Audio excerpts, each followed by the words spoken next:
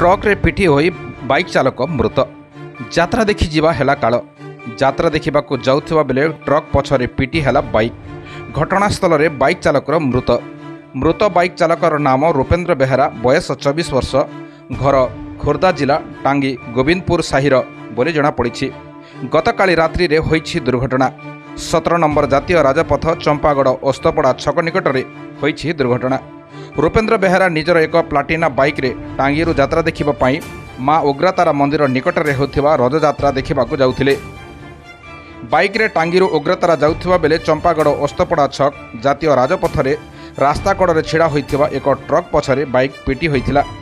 Truck पछरे bike पिटी हेबा जोगु घटनास्थल रे रूपेन्द्र गुरुतर होई मृत्युवरण करथिले। खबर पाई चांदपुर पुलिस मृतकंक शव सह बाइक और ट्रक जबत करी तदंत करुछि। एही घटना टांगी अंचल रे शोकर छाया खेलाई देइछि। खोर्धा जिला टांगीरू दुर्गा प्रसाद दासंक रिपोर्ट, निर्मल टीवी।